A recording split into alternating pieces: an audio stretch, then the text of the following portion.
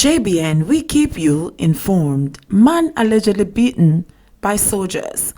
A resident of the West Kingston community of Hannahtown, who is alleging that he was severely beaten by members of the Jamaica Defence Force, JDF, is warning that such experiences will lead to animosity towards the security forces. At the end of the day, if them do this to all ghetto youth, is that they are building gunmen because they are not serving and protecting. 26-year-old Fvnr said. He said his ordeal started at about 9:15 p.m. last Wednesday, as he and his girlfriend were leaving their yard to go to another a few meters away. They were on their way to see their sick 1-month-old baby who was staying with her maternal grandmother. My baby mother opened the gate and see one JDF truck and about 3 jeep. They had young men in the back, but me never find that out until I went in, said Riley. He said that initially his girlfriend decided not to leave the premises. Then she reconsidered and began to open the gate. That was when his nightmare began. Them said to her, "Go back inside. Who the man there behind you? Tell him to come out." She said, "It's my baby father."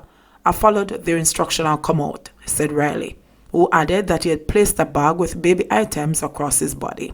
He was about to remove the bag, he said, and hand it to his girlfriend, when one of the soldiers told him, "Me never tell if you do nothing yet or take off no bag." He said he walked towards the soldiers with his hands in the air when a member of the JDF team held onto the bag and pulled him into the middle of the road while asking, "Where your friend them the way I fired the shot them?" Riley said he immediately told the soldier he had no friends because he was not from the community. After I told him that, he hit me in the face with the back of his hand, the first-time father said. My baby mother said, "What is all of that for?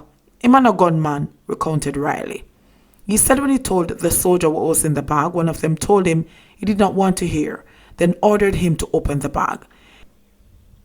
He said he put his hands in the air while holding baby wipes in his right hand and disposable baby diapers in his left. Riley further alleged that while he was trying to replace the items in the bag, the soldier grabbed him and pulled him down the road to an area that was poorly lit. It was not long before he was slapped in the back of his head, he said. Me dropped to the ground on my knees. I wanted them to remove the bag and fling it on my baby mother and push her into the yard and close the gate, said Riley, who also alleged that the soldiers pointed their guns at him while one demanded to know where his friends were. Before me get one chance to answer a pure kick and thump, when me said to them, "So what this for?" is a kick that to my left eye. So me up on the ground trying to gather myself when me hear my baby mother cry and I scream out, "Murder!" She come and took me off of the ground and carried me to the yard where we'd go. But that was not the end of his ordeal. By the time I still at the house and our mother about to dress my face with face swell up and my black and blue hair, the door fling open. Them come for me. Them pull me out of the house and kick off the back door. One policeman who was there at the time held me by my waist and pushed me towards the truck. About 17 of us, including a female, were in the truck, he recounted. Riley said they were taken to a zone of special operations checkpoint in nearby Denhamtown, where everyone except him was processed. He said while he was there waiting to be processed, a female member of the police force told him that when residents were assaulted, they should be taken to the doctor before being taken to the base. Riley said when he asked the policewoman what would be the outcome, she advised him to report the incident. He added that after waiting for hours, the policeman who had processed the other detainees saw him and said, "What kind of thing this? Look on him face, look on him eye, the more them swell up. Them need to carry this man to the doctor and I'm not process him." Riley said he sat under the tent until about 6 a.m. when members of a police team took him back to the location where he was picked up. He said his relatives took him to a private doctor who treated him and placed him on sick leave from the factory where he is employed. According to Riley, he has reported the matter at the Denhamtown Police Station and the Independent Commission of Investigations. Fvnr3ral Directors, concerned about high murder figures. Immediately one assumes that funeral homes are on cloud nine when there is an increase in murders. As put by Calvin Lyn, president of the Jamaica Association of Certified Embalmers and Funeral Directors, man fi dead fi man live. But since 2020, the number of deaths has been a cause for major concern for funeral directors across the country. Frankly speaking, they believe it's just too much.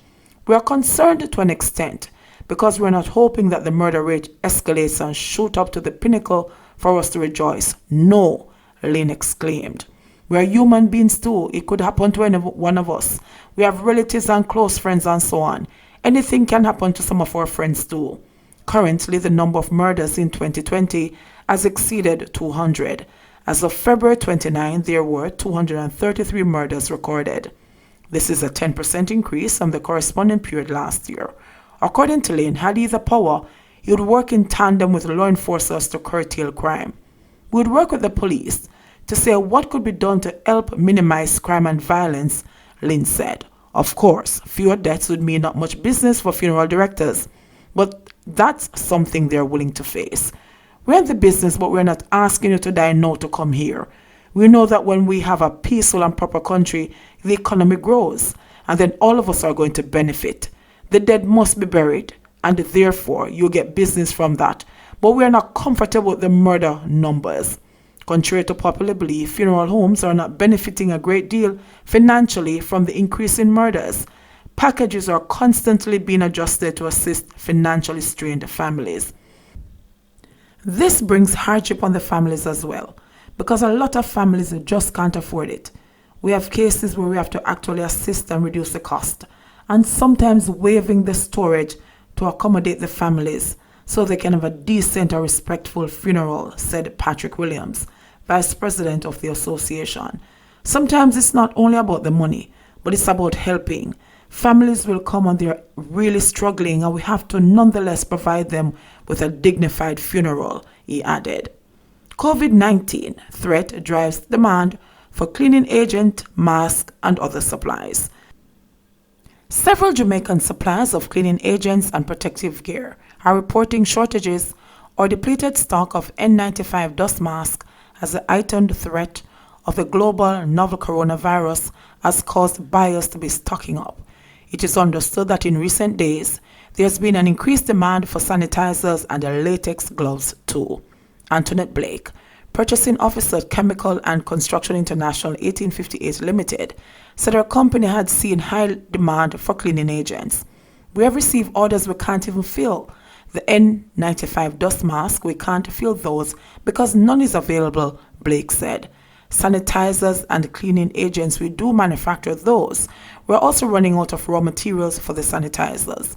BEWI Trading Quality Cleaning Products, a family-owned and operated business on Red Hills Road, St. Andrew, said that customers were stocking up in unusually high volumes, perhaps hoarding items.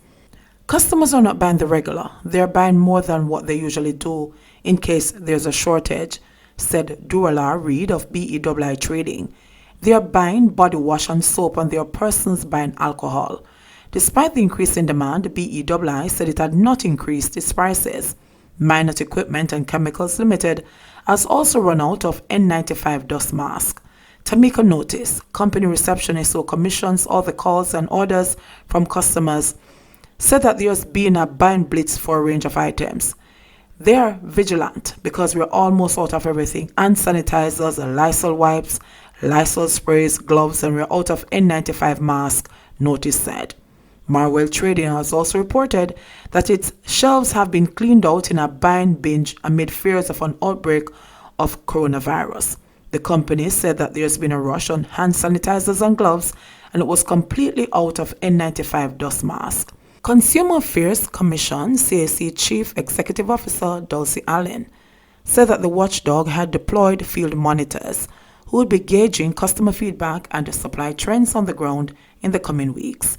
The CAC has consulted with ministry officials and key personnel and confirmed that there had been no credible reports of price gouging. No formal reports have come into the commission, but we have been hearing anecdotal things really, people just saying things, but we don't have the data to support that, Allen said yesterday. Hoarding of cleaning products and the safety gear is emblematic of the panic that Prime Minister Andrew Holness warned against on Wednesday when he convened a meeting of national stakeholders on the country's readiness for COVID-19. Holness, who is chairman of the National Disaster Risk Management Council, sought to calm fears by declaring that the government had a comprehensive plan in place to tackle the novel coronavirus. There is always a level of planning. There is always a level of response. The plan calls for the maintenance of not just plans for protocols or responses, but it calls for the maintenance of supplies and stocks and having systems in good order, the Prime Minister said. I am told that we would be certainly above what is the minimum requirement for our response. I am not here saying that we are at the optimum, but certainly we are above what is the minimum required, he added. Opposition spokesman on health, Dr. Maurice Sky, has warned commercial interests to desist from price gouging. With the possibility of coronavirus hitting our shores, we've been told that retailers have been taking essential things such as hand sanitizers, gloves, and masks off the shelves, repricing them at an exorbitant price and putting them out. This, we feel, is not part of the national effort that should be done, as we are concerned that there are some who are capitalizing on the potential for illness, Guy added. JBN, we keep you informed.